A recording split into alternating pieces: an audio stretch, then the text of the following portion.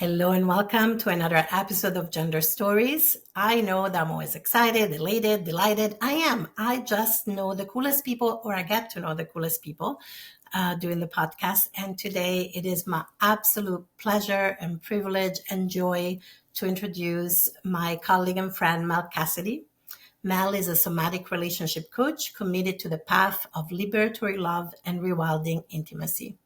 They specialize in working with queer and questioning humans and those who love them, exploring post-monogamous relationships with a focus on polyamory, solo polyamory, and relationship anarchy.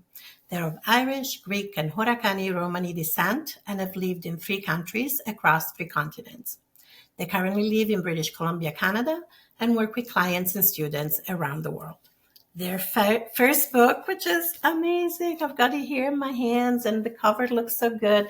Their first book, Radical Relating, a Queer and Polyamory-Informed Guide to Love Beyond the Myth of Monogamy, is published by North Atlantic Books. And I am so excited that I got to not only read a copy in advance, but then get a physical copy. If you're watching on YouTube, you can see just how pretty the cover is. It's just beautiful, kind of orange and pink and purple and blue colors. And I can't wait to talk with you, Mel, about your fantastic book. And I'm not just saying that because I'm cited in it. It's really wonderful.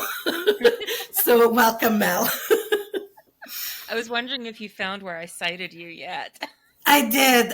And I have to say at that moment, especially like the quote, you referenced my work, but then you have this beautiful quote at the beginning of the last chapter. And I was like, where did I write? Oh yeah, that is good. Did I write that? Where did I write that? It was really funny in that moment, but yes, I found it.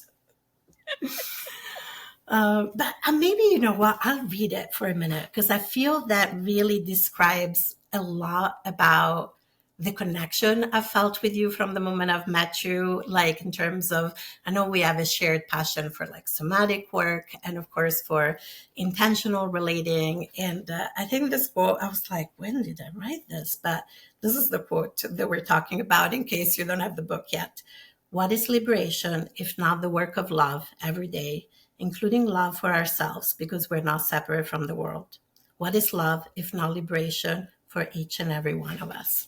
I was like, yes, I wholeheartedly believe that. And I think this is a wonderful guide for people who maybe are like, how do I do this, right? If love is the work of liberation, if love is also unlearning, which is something you really do with your clients and with your course of detoxing from monogamy, right? A monogamy culture.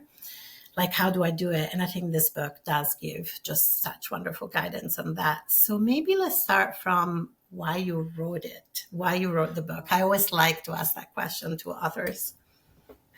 I started thinking about writing a book years ago. Like when people ask me, how long did it take you? I'm like, 7 months or 10 years. Like, how are we counting this? Mm-hmm.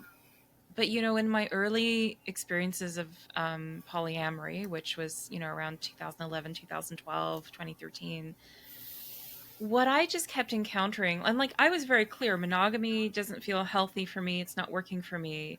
And then I dive into polyamory and I'm finding the same unhealthy behaviors being repeated. Mm-hmm. And in some ways, because I was dating more people, I felt like I was getting more exposure to them. Like it wasn't just I was dealing with, one unhealthy or toxic dynamic. Suddenly I had multiple unhealthy toxic dynamics. And I'm like, Mm-hmm. wait, this was not what was advertised. What is That is going so on? real. And so, I'm an endlessly inquisitive person, and I was like, well, what is going on with this? Like, what is Mm-hmm. causing these behaviors to still show up? It must be something that's not just about monogamy. Mm-hmm. Or maybe it's some kind of monogamy story that we're carrying over with us into non-monogamy. Mm-hmm. And so from there, I just leaned into my curiosity, and that became a lot of my work. Before I was a coach, I was writing a blog, and I would Mm-hmm. explore these ideas in my blog from like my personal experiences. And then when I became a coach, I started going, oh, like I'm really seeing how this shows up for other people. And that Mm-hmm. led me to go, well, what's the solution? Where are the tools that can support us? And before I became a coach, I was a body worker, Mm-hmm. and I knew about somatic work, and I did training in somatic movement. And as you know, I've been training in somatic experiencing. And I really felt like there is a more kinder, compassionate way for us to go about relating. Mm-hmm. And it means we have to slow down. But Yeah. a lot of us are scared. The nuclear family paradigm we've lived in for 75 years has atrophied our relational skills for being able to be with more people. And we need to get back to basics. So, I think in summary, like the reason I wrote this book is I wanted to offer something as a balm, as like a healing balm for all of the unhealthy behaviors that continued to get perpetuated even in polyamory spaces. Mm-hmm. Even in some of the like non-monogamy literature we have, there's unhealthy dynamics that are being perpetuated, right? And that's, spread this culture of harm in some cases. And I wanted to offer something that just like I go back to this Buckminster Fuller quote, you don't fight the existing reality, you create a new paradigm that makes the old one obsolete. That's what I wanted to do. Absolutely. Not ambitious at all as a project, but I relate because I'm all about, I think in a way we're both kind of builders and creators, right? We're really interested in like, but what are the alternatives? What are the other frameworks? What are the other possibilities, right? And I think that's where somatic work can also bring that expansiveness on a really embodied level of like, okay, my nervous system might be experiencing this because of this hangover of monogamy, of the nuclear family, of colonialism, of patriarchy, but I know there is more space as Yeah. well in my Yeah. nervous system. I know the liberation is possible. And I love that that is infused all through the book. You've got, wonderful somatic exercises. You have so many tools that you give people.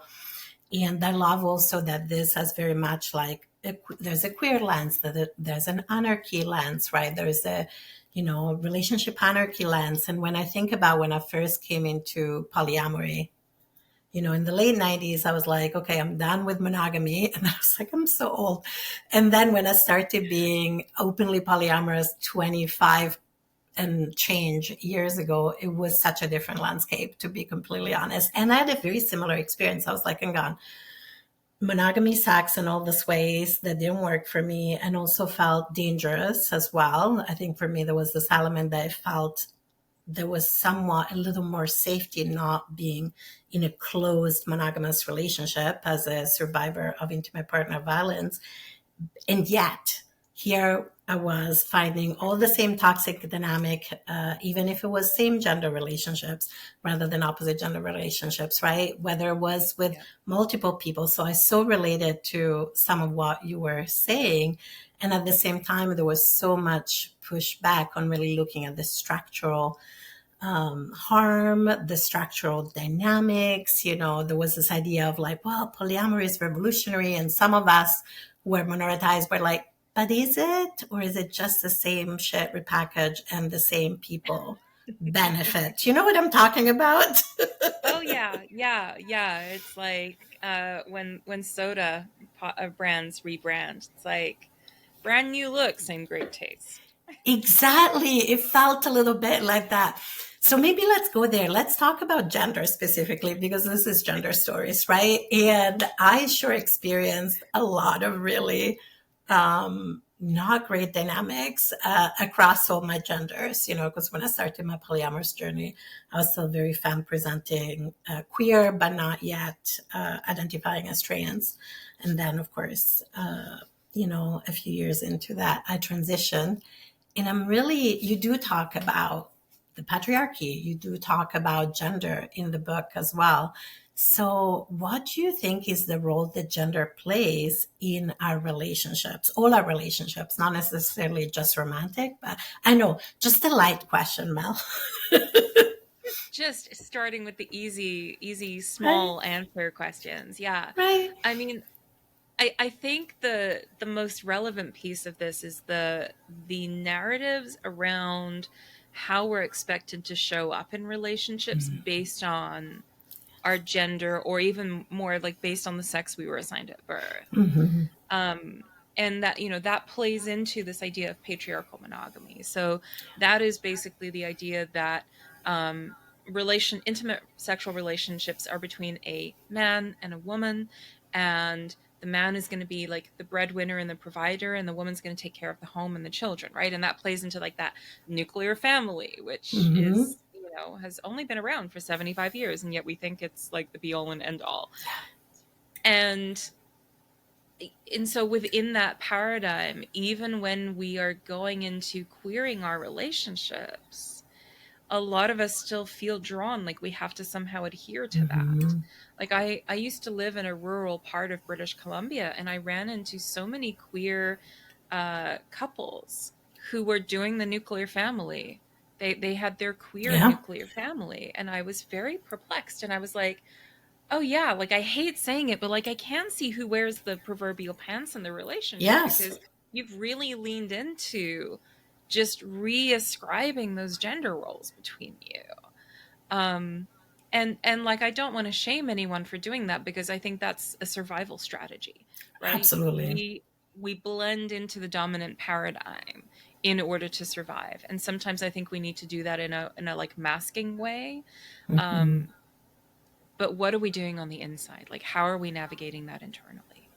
Um, and so where I think it comes in interesting as well is like the way that we are relating to other genders and the expectations we may have on them based on, again, those patriarchal monogamous scripts. One of the pieces that I confronted very early on was this narrative of like, men are always going to be pursuing sex, and they always are Mm-hmm. horny, and they always want to fuck. And women are the gatekeepers of sex, and we decide whether the sex gets to happen or not, hopefully. Mm-hmm. And also this like decentering, like, oh, women don't feel pleasure, or like stories like, oh, women aren't, visually aroused, and things like that. And I remember encountering these ideas and going like, what? That's what you expect woman to be? Maybe I'm not woman. I mean, that was part of my like my own gender awakening. Mm-hmm. But also just kind of being in that space of going, oh no, this all feels like bullshit. It all feels like there's all these stories of how we're supposed to relate to other people, and we default to them because it feels easier to have a script. Just like for many of us, we default to the gender we were assigned at birth because nobody gives us an alternative, right? It's a script that's given. You're going to wear this dress, you're going to put this bow in your hair, you're going to do X, Y, Z, Mm-hmm. and then that's good, and you don't have to think about it. And so to challenge that, that there's a whole debate about whether polyamory is an orientation or not. And I would say in the book, like, I don't think polyamory itself is the orientation. I think non-monogamy is the orientation. I agree. And Mm-hmm. polyamory is one of many ways that you could manifest that Mm-hmm. orientation. But I think there's something to be said for queering up the way we do relationships in the same way that we can queer our gender experience, in the same way that we queer our sexuality. We can queer the way we're doing relationships, and one of the ways we can do that is challenging the gender-based assumptions, basically. Absolutely. And that is, something that if we're not careful, anyone can perpetuate, right? Because it's like, that's the other thing that I think it's easy to think, well, only cis people perpetuate, right, gender stereotypes. And I was like, no, we are all shaped by narratives of gender in a lot of ways. And so it's been Yeah.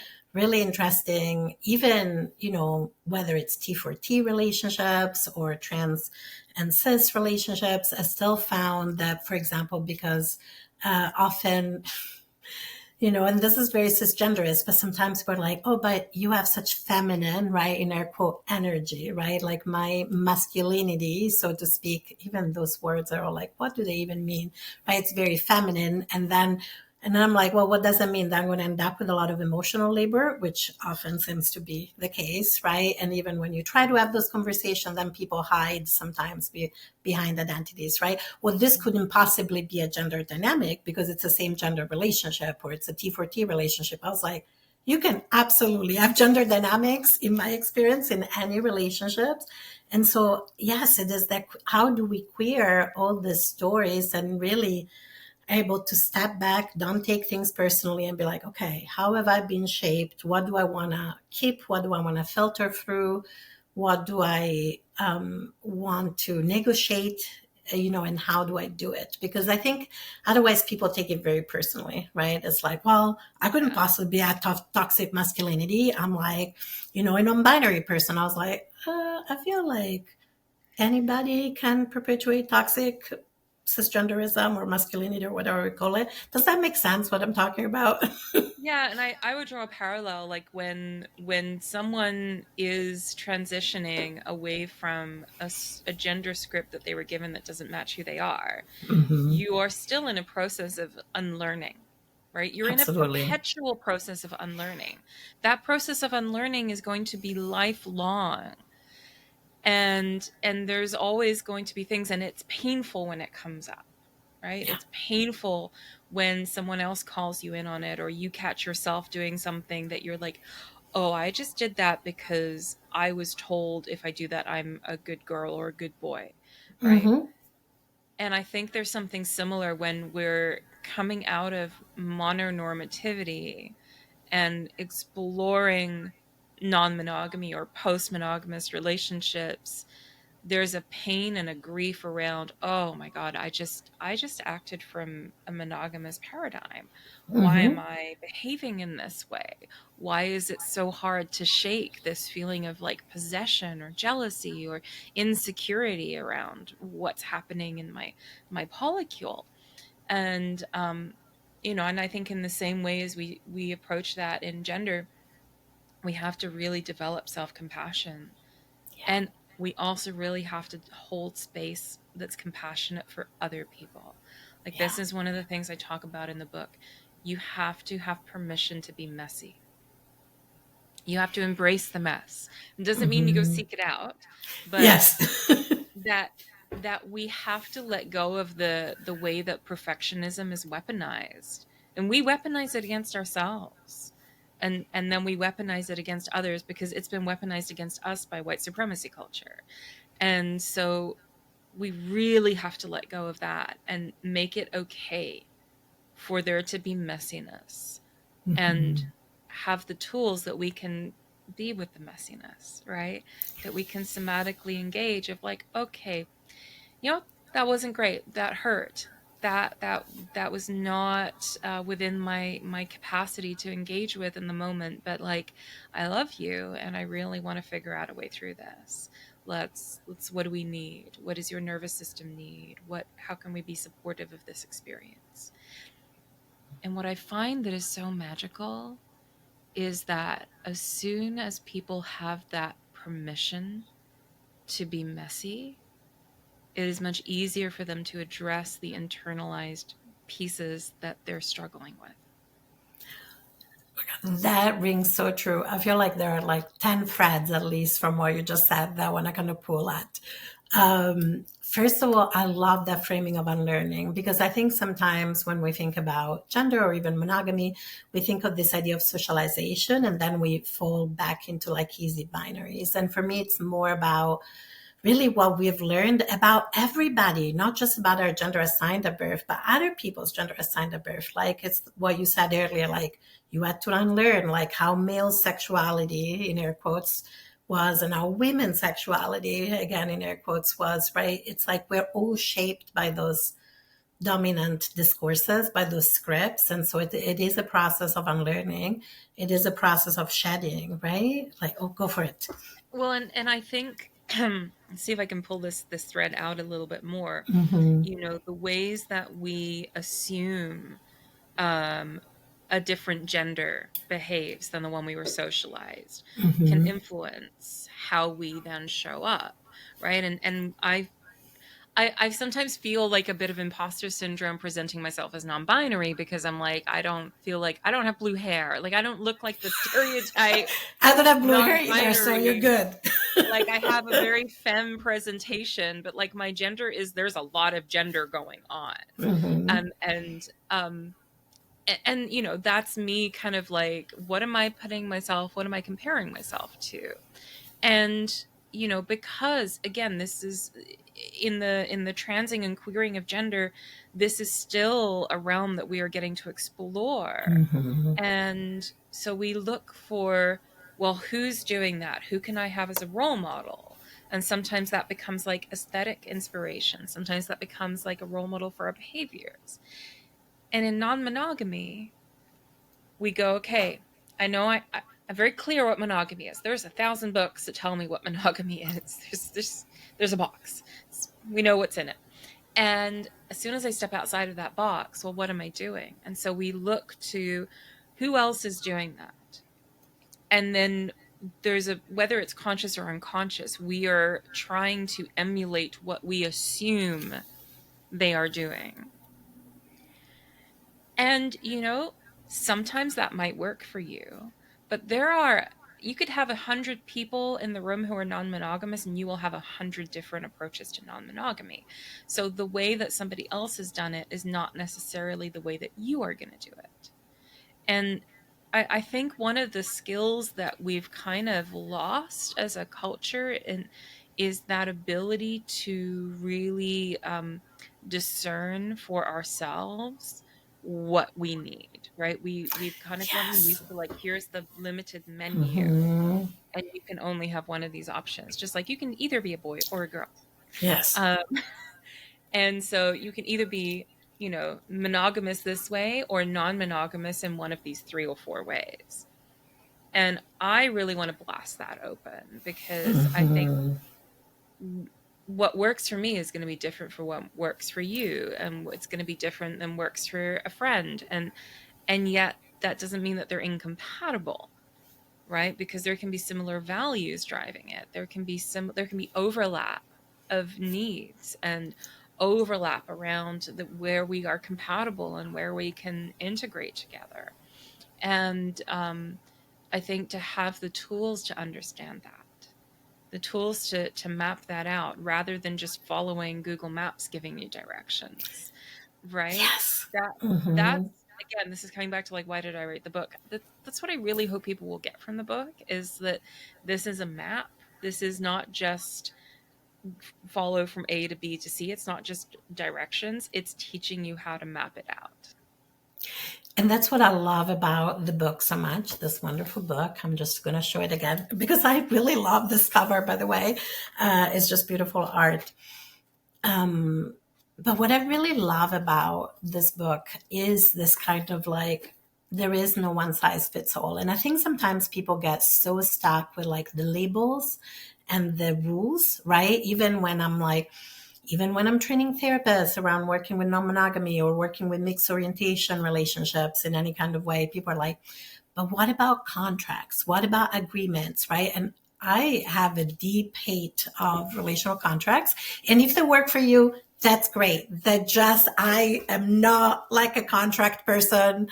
I don't know if it's because I have a lot of water in my astrological chart or whatever it is, but I am like, if you give me a relationship contract, I'm like, what does this even mean? Because also then you have to unpack every piece, right? And I've seen it go very wrong, right? As a couples therapist, as a family therapist, I've seen that go really wrong, and we could talk about all the things that I've seen go very wrong, but and in my own life too.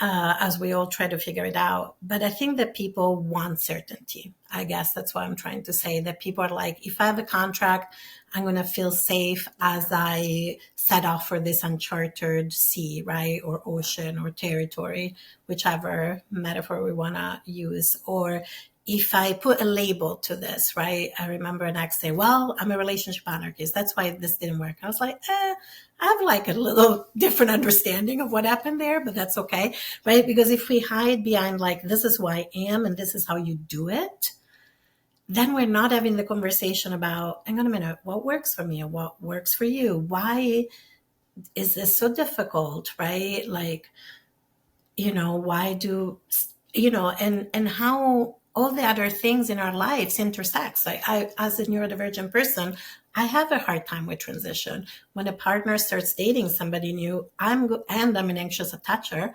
I'm going to have some feelings. It's not that I don't want the person to date somebody else, but I need a little space to adapt and get used to like different dynamics. And, and sometimes it's easier than others. And in my experience, it's like the more openness there is to like, you get to have your feelings, I get to have my feelings. We can talk about it. We can figure out if there's anything that needs to be adjusted. But ultimately, we know that we want each other's well-being and happiness. And that's the North Star, for want of a better word, if we stay with this navigation metaphor. That for me is where the magic is. That's for me what has worked in my longest term relationships, whether it's romantic relationship, whether it's friendships, whether it's collaborations. I don't know. Does that make sense what I'm saying? Yeah, it absolutely does. And this kind of ties in with one of the concepts I talk about in the book, which is these layers of relating. Yes. We very often jump to the deepest layer by making an assumption. So these layers are awareness, safety, intimacy, and relationship. And at the beginning of a relationship, we don't actually know what's going to happen, right? We Yeah. assume we know who the other person is. We can feel into the potential of a connection. We're like, oh, this is nice Yeah. chemistry. There's something possible here. Let's see what happens. And then we're lending our trust to that fantasy. And over time, we're going to discover, okay, here's where the fantasy is accurate. Here's where it's not accurate, right? But, and I think like when we feel that that fantasy is being challenged, there are all these ways that we will try to grasp onto the fantasy, and the prescriptive labeling, the contract making, the rules, all of that. It very often is coming from that place of like, I'm really trying to hold on to a fantasy that I'm not ready to let go of. Yeah. Like it's a grief process, essentially. Oh, absolutely. I've been there. Yeah. And so, one of the things that we have to learn how to do is to slow down our process of genuinely moving into relationship. But to do that, we have to have other things in our life that are supporting us with a sense of relational security, attachment, selfhood, all of those pieces. Because if your entire sense of self safety is relying on a partnership, and that's why you're like leaning in to be like, we are going to label this, we're going to lock this in because that's what I've learned to do in monogamy culture. And then your fantasy of that relationship turns out to be more fantasy than reality, you're going to find yourself feeling very destabilized, right? It's a high level of distress. And I've been there. I'm sure, Same. and we've probably both seen lots of people going there. And it's not an impossible place to get out of, but it's a place where there's so much grief and a lot of loss. And it can be a journey to come out of that and recognize that it's not you. Like, we live in a culture that has denied us access to more support and I told us love, we're going to get it from yeah. monogamy. Like, Exactly. I love that. And I love that you write about this in the book as well, a little bit when you talk about, self-abandonment, right? And that's something that, for example, I really, the last breakup, one of the gifts of that has been that I really focused on like, what would it look like not to abandon myself, so that by the time the relationship shifted or could have shifted or ended, whatever, it wasn't as hard as it's been in the past, because actually I felt very grounded in myself, if that makes sense, right? And I think that's one of the things that often traditional ideas of monogamy, but even in non-monogamy, there can be some of that. It's like we don't need to self-abandon to be in relationship with other. In fact, the less we self-abandon, the better the relationship, in my experience, right? The more we're rooted in like, this is who I am. These are my needs and wants. Sometimes there's going to be convergence. Sometimes there's going to be divergence. If they were converging with somebody else and then they diverge, can we change the relational container rather than put into question the whole connection? Does that, and I think that's really hard for folks to do. I think often I I've done it myself. I've seen other people do it. We're still attached, but this is what this relationship is, right? Yeah. And then, yeah. Well, and there's the romanticization of that self-abandonment, Yes, which absolutely. I talk about in the book as like a litany, right? We have this kind of narrative that we put in our minds of like, I have to keep doing this. I have to sacrifice. I have to put myself aside in order to demonstrate my love for this other person. And as you said, like it impacts the quality of relationships. I mean, for me, on the receiving end of that, when I recognize that I have a partner or even a friend who's doing that, Hmm. it's really hard for me to trust them. Yes, Because if you're sacrificing yourself, that means you're ignoring your no. So how can I possibly trust your yes? exactly.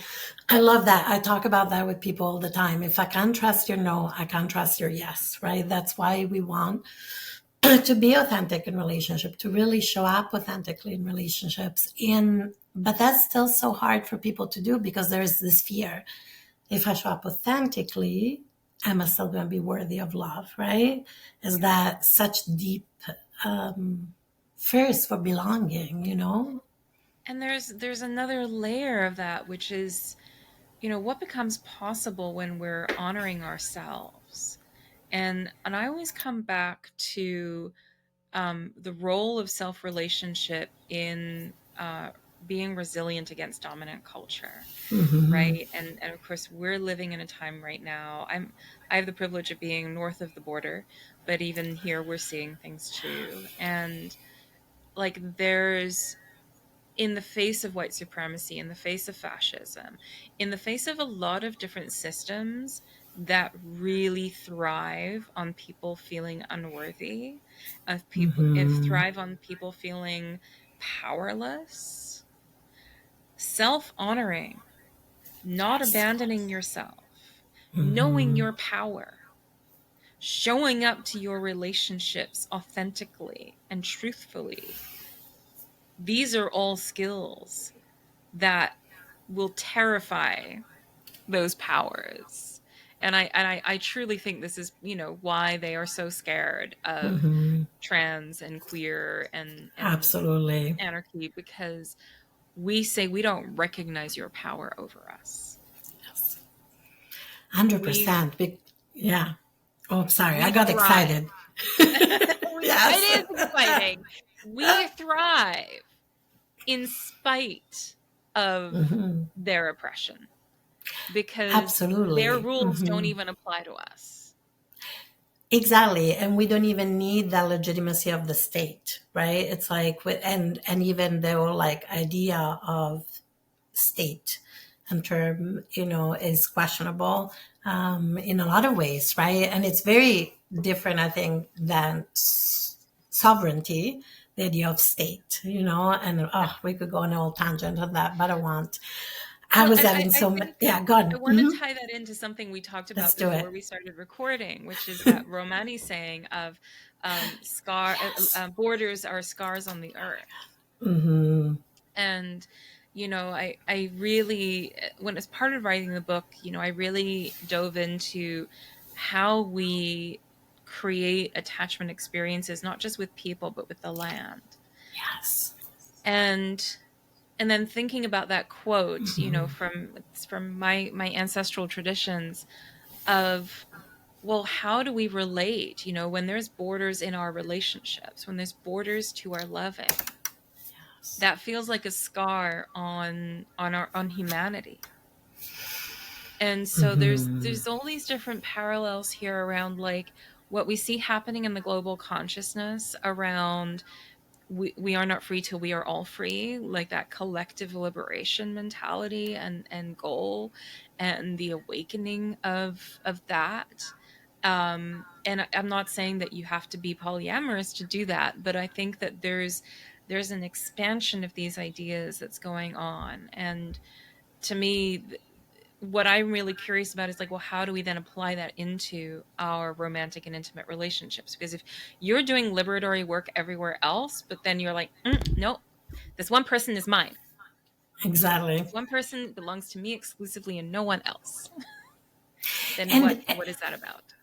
And even more than that, like if we, because it's not just about romantic relationships, I think this is such an important point.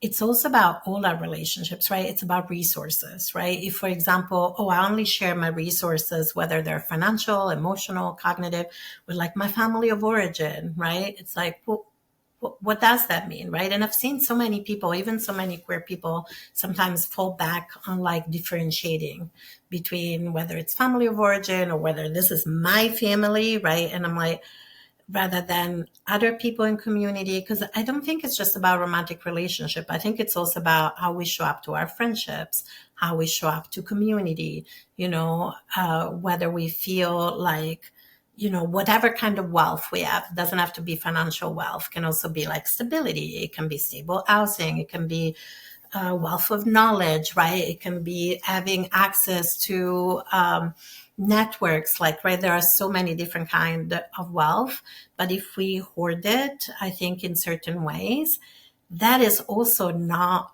liberatory, right? And yet, even I've seen it, even folks were like, yes, I'm an anarchist or I'm all for collective liberation. And then there is this like closing of the ranks, if that makes Yeah. sense.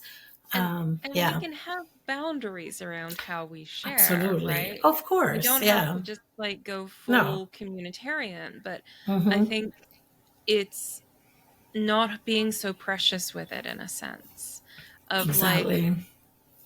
and I think that also invites us to really see the humanity in each other, really see the deep truth that each person can hold, and the needs that we all have. And one of the things that I really wanted to focus on in the book is that this isn't just about how to do polyamory.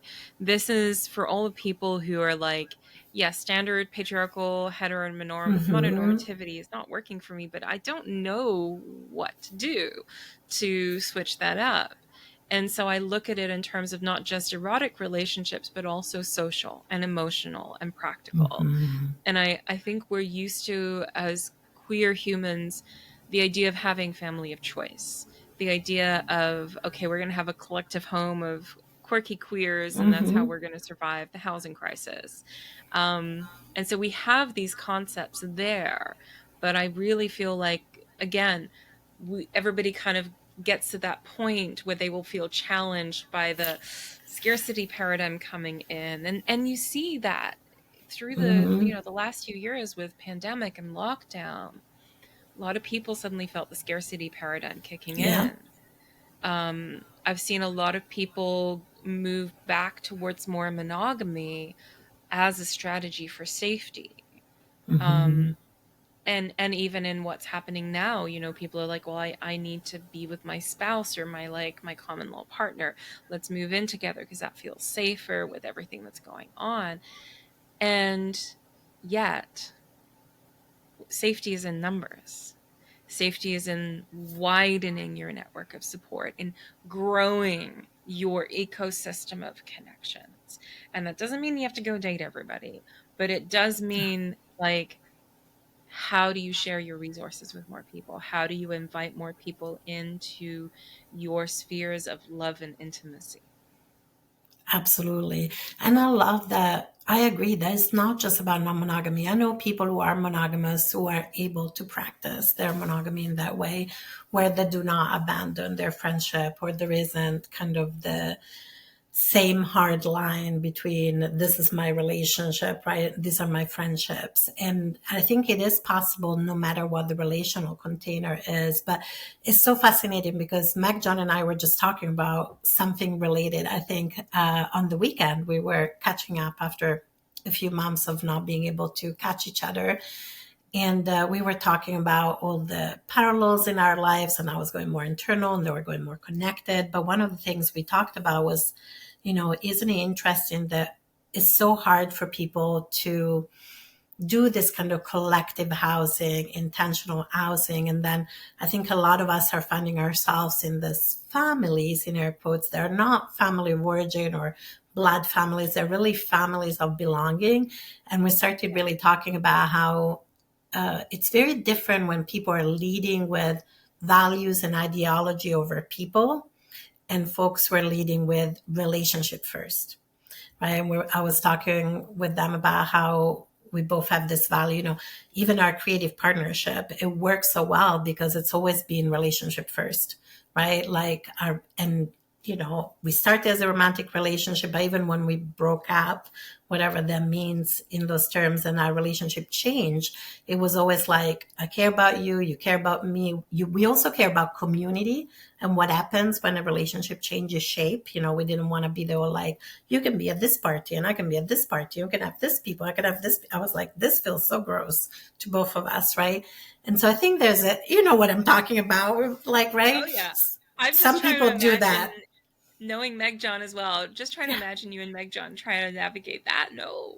No, no, that was like, we were very clear that that is not how we wanted to do it, right? We were like, we don't know what the alternative is, because this would have been 20 some years ago. This would have been like 2004 when we were having those conversations, right? So it's been a minute. But we were like, okay, there's got to be another way, right, of negotiating this. But for me, it's like, there is this difference when people see the relationship as more important than this attachment or holding on to like rules or values. Or, I mean, values are important, don't get me wrong, but there is something about the care for the connection that feels really important, and I think that's what I love in your book as well, that I think that care for the relationship comes through. I don't know, does that make sense? Yeah, and it reminds me of that principle in somatic experiencing of being present to the here and now. Right. So Yes. in SE, we talk about like, trauma takes us away from presence to the here and now. Mm-hmm. Trauma can leave us stuck in the past and, Yes. time traveling to try and find resolution, or it can leave us fantasizing about the future. And so we Mm-hmm. do somatic practices to have more capacity to be present to the here and now. And I think that is very true of relationships, right? We can be stuck in the past of like, why isn't it not like it used to be? Or we Yes. can be stuck in our fantasy of eventually, one day, this will happen. But to actually be present to the here and now is such a powerful gift. And to be able to honor where every relationship is at any given moment is really, really powerful. I mean, in my own life, I find it very hard to put like hard and fast definitions on a lot of my relationships. Mm-hmm. Same. Because I was like, the people I love the dearest are my chosen family, are my friends. And like, they're the people I'm prioritizing over lovers and partners Mm-hmm. most of the time. And I've had partners who don't understand that and like, but like, why aren't you prioritizing me? And I'm like, because I don't want to, because that's not what I feel is authentic here. And it Mm-hmm. feels really exhausting to try and change that beyond a certain, degree. Like, obviously, like let's explore what's possible, but like I'm not going that far. I don't have the capacity to do that much. And I think to just get really true and honest about like this is what's real. This is the here and now. I think of I think of my roommate who is I'm I love her so much. We've just moved in together. We've known each other for a decade. We dated a decade ago, Mm-hmm. and that love has never left. And there's a tremendous sense of ease in our relationship always. And there's this like unending support for each other. And so there's just this like it's a sweetness to it that we Mm-hmm. know we can just be completely fluid in how we're showing up for each other. Are we showing up as friends? Are we showing up as roommates? Like, what hat are we wearing right now? And and I think that kind of fluidity in all our relationships is itself liberating. If no other reason, you are expending less energy stressing out about a relationship not being what you want it to be. Oh, absolutely. And relationships change over time, right? One of my nesting partnership, we've been together for over 25 years. I've fallen in and out of love, and we've had long periods of no sex, right? And sometimes I think, oh, wow, if we'd been monogamous, I think our relationship would have survived in terms of friendship because it is so authentic and honest, and we have such deep, genuine care for each other. And also, we made that commitment, right? We're like, we're committed to like each other's happiness. Our friendship is way more important than any other. And friendship even feels reductive. It's really the deep care we had for one another. The deep care we have for one another is more important than whatever happens to our relational container. And I think that's why we've been together for over 25 years, because we have been able to be in the here and now, even when it's hard, and we had hard conversations and we had to process a lot of our own feelings and show up for each other's feelings and all of that. But it's such a gift. And I think that, there's a few connections. One is that to me, it does connect to this idea of like borders, right? It's like when we create those rigid borders, even between type of relationships, right? And then another piece of like, that we don't like, there's something about when we label relationships in ways that are so rigid. I don't think we can honor the here and now, right? Like, I know that culturally, one of the things I often talk about is like, I don't understand dating. Like, dating is like, it's still, I've lived in Anglo dominant speaking countries for 32 years, and I couldn't give you a definition of dating. I'm like, is this like a Hulu trial? Like, 30 days, and then you decide if like this person passes I'm like, okay, we're getting to know each other. We might be in an initial stage of relationship, and then we might decide where that maybe friendship is a good relational container. We might decide we're compatible sexually, but not romantically. We might decide we're one thing and then another. But I find that people often want to make those distinctions, right? Well, now we're dating. Now it's there's even somebody who's like, small R relationship, big R relationship. I was like, I don't know what that means. It's like, I mean, they're all relationships, right? It's like if I go visit another land, I'm going to be in a temporary relationship with that land and place, and I want to honor it, and I want to be respectful, even if it's not a long-term relationship, right? Yeah. Similarly, for me with people, I'm like, even if it's like a hookup, I still want to be really, I want to honor the here and now. And that seems really something that's really hard for a lot of folks, especially white folks, to capture. I don't know. I saw you smile, so I don't know. Yeah, when we've been taught that sex is the measure of success in relationships, and like, yes, you have hot sex, that means you have to like spend your life with this person. Like, those narratives, it puts a lot of weight on the sex. And so, yeah, people go into distress of like, oh, the sex isn't the same, or we haven't had sex in a week or something. And I'm like, a week? That's not long at all. That's not very long at all. I agree. But, for some people that feels like an eternity. And I think honoring that we as human beings change, as people we change, as we age we change, our bodies physiologically change. And I think of it as like, there's a change in the seasons over time. Any ecosystem changes. Where I used to live, there's a beautiful, beautiful river, the Puntledge River, or Pentlek River. And I wrote a lot of this book sitting next to the river. I did a lot of my editing there. And every summer when I would go down there, and every summer there'd be a little more erosion, and there'd be like new plants that turned up, and there'd be like slight shifts in the ecosystem, and then like maybe some part crumbled away and a tree had fallen down.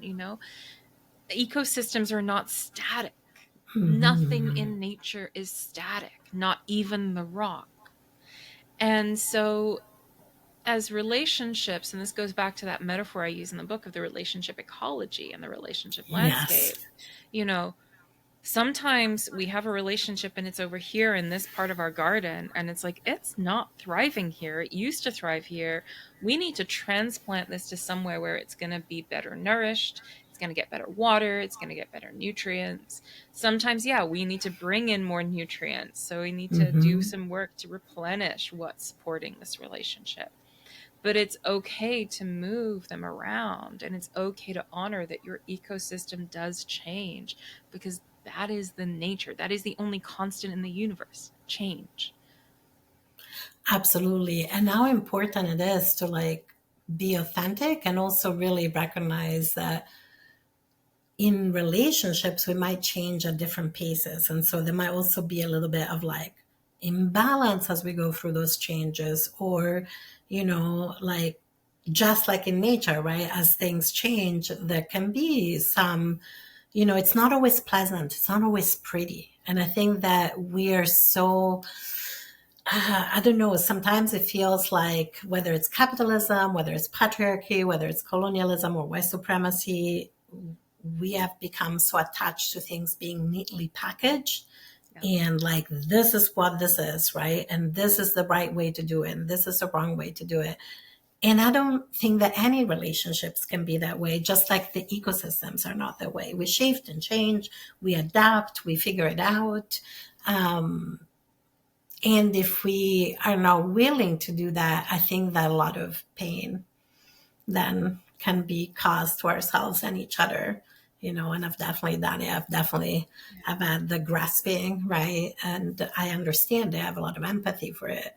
But I know the more I can be really honest and authentic and vulnerable, then the more authentic and honest and vulnerable my relationships are, if that's reciprocated, if that makes sense. Yeah, and that's where I feel like the somatic practices again come in so helpful, because they help us stay soft and open.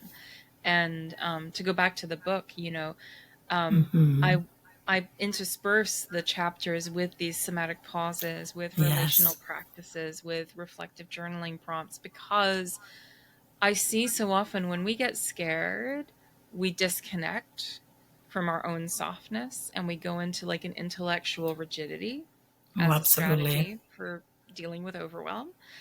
And there's a lot of that in polyamorous spaces where we get very good at being very intellectual and coming up with new words and new terms and new rules and new structures. And I mean, I'm guilty of that too.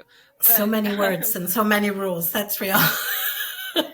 but to soften that, to make this something that is more of an embodied journey into the book. Like for the book launch online, I was like, I don't want to do a book reading, we're going to do a book experiencing. And so there's some art in the book, and the artist Joan Trim Pham, who I've known for years, and it's just the most wonderful human. She took that art and she created coloring pages based on it. I So we saw that. gave people a blank coloring page so that they could engage with the book in a different way.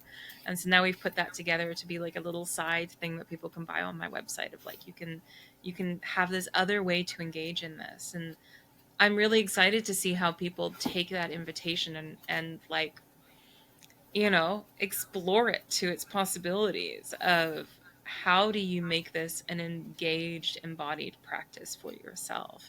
That this is not just an intellectual, theoretical exercise. My invitation to you is very much put this into practice. How do you live and breathe in a more radical way in the ways that you are relating, not just in your intimate relationships, but with everybody, because our world needs it. Exactly. And I was trying to find one of the beautiful illustrations, but I was so engrossed in what you were saying that I couldn't pay attention to two things at once. But the illustrations are really beautiful. And of course, when you're looking for something, you can never find it. Oh, I can here show we you. go. I This got is one, one of but it's my hard to favorite. share. Oh my God, that's the one that I was Where is looking for. that? I was like, that's one of my favorites. Oh my God, that is so funny. I was like, this is the one. I mean, I found out epic, but I was like, this is the one I'm looking for. It's just this beautiful illustration, and it just feels so, because it is a relational landscape, and it's so gorgeous. If you're on YouTube, you can see it, and if you're just listening to this, you might have to go to the YouTube episode and watch towards the end to see Well, the and picture. with the art, Gorgeous. the idea was that each of these quadrants have different qualities to them. So like the Yes. emotional quadrant is all about the heart, and the heart is, takes on the quality of water because emotions are fluid. And so I know Joan that's. drew all these all these I know that's why I have like my heart T-shirt your back heart t-shirt. here. And it's this like fluid landscape. So there's water and there's like a lotus flower in there. And then we look at practical, and practical's earth. And so there's a lot more roots and stones and soil. And then the erotic is fire. And so it's more of like an arid desert, beautiful landscape. There's a cactus in there. And, the social landscape is more about air because intellect and ideas and sound and the sharing of ideas. And so there's more like kind of breezy birch trees and like the way that Joan like has Joan has a gift for taking these very complex ideas and synthesizing them into art. And so I wanted to include them because I think it's another way that we can engage. And then when you see these things out in nature, maybe you will be reminded of these concepts. Absolutely. I love that. I love that. I was like, that's exactly the illustration I was looking for. Oh, I feel like I could just be having this conversation forever. It's like, it's such nourishment to talk about all of this. And I love that we started talking about, love as a practice of liberation. And in a way that this is what I really, really love about this book is that it gives tools for that practice, and when I think about how hard I had to, and I might get a little emotional because it was really hard over the last, 25 plus years to figure out, well, what kind of relationship am I going to have if I'm not going to do this monogamous relationship, right? There were not a lot of examples, the free love folks of the 70s. It did not look appealing. There were a lot of really real issues with patriarchy there. I mean, hearts and stars. I also have a lot of gratitude. And, their polyamory was not my polyamory. And then there was like the excitement when relationship anarchy came out as a framework, which I also have a lot of thoughts about that gets weaponized in interesting ways, I think, as a term, but that's a whole other conversation. And so I love that we started from love as practice of liberation and that we are ending kind of our episode, much as I would like to keep talking, and we'll have to have more conversation about how it's also a skillful practice. And this is, I think, what this book is about. It's like, how do we get the skills? What are the skills?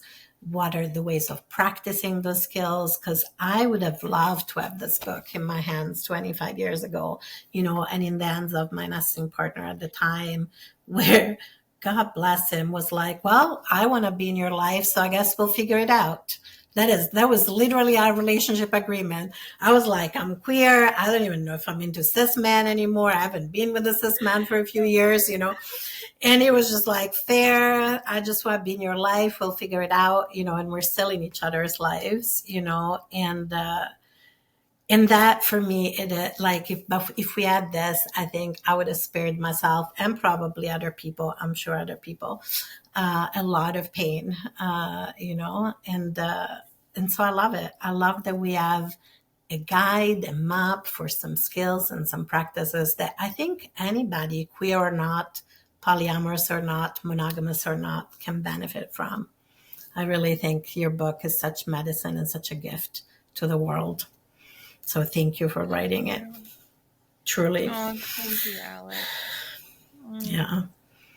I really mean it. I'm just gonna that's why I'm like, I slowed myself down because I'm like, I do have a lot of gratitude for this. As I was reading it, I did tear up a few times and go, oh, I wish I'd known that. Oh, I wish I could go back in time and tell that to my 20 something years old, right? I wish I could tell that to my 30 something years old, right? And what a beautiful thing to see it being birthed into the world. And I don't think it's an accident that so many of us are thinking about relationships and relating this year. So many of us have books like Dean Spade, who I interviewed last week or the week before, What is Time, has a book on relationships, right? So watch out for the episode. Gender Stories listeners, you have a book about relationship. Mac John and I have a book about relationship. Tak Molloy has a book about relationships. It's like, there is such hunger for those tools for this practice. So thank you. Oh. And the world is also a lot. So, one of the questions I've been asking all my guests when we come towards the end of the episode is what is in your life at the moment? Maybe a practice, maybe something, anything really, that's bringing you pleasure or nourishment or comfort or just simply some spaciousness and a little breath. You know, I just moved a few weeks ago, and last night I was like, I need to take myself for a walk in the neighborhood. It was like one of the last kind of warm evenings that we'll have, I think, for a while. And I ended up in the park nearby and just sitting on the swings. And I looked up and I could see stars, and I was like, yes, I can see the stars. And there's just something lovely whenever I sit on a swing set, you know, that sense of play that comes back, that reminder of the joyful child that has no burdens, has no constrictions put on them yet. And I just sat there kicking my feet back and forth, and it was the most soothing, grounding evening for me. Because I was also in nature and just like smelling the smell of the earth that I'm around now Yes. and noticing how it's different from what I've been used to for the last few years. And just that, like, there's something about being in nature helps me connect more deeply to myself. And I'm really grateful that I have access to that, like really close by. And like I'm in a pretty urban area, but you know that there's always those little gems that you can find. And so for me, yeah, it's the times that I get to spend in nature. I love that. And I feel that I was just in my amok in nature yesterday going, oh, yes, the trees and the birds. I could, and the sky and the clouds. It's like so yummy and beautiful. And is there anything that we haven't talked about that you hope that we would talk about, or anything that you want to leave the Gender Stories listeners or watchers, for those of you who are watching on YouTube, with?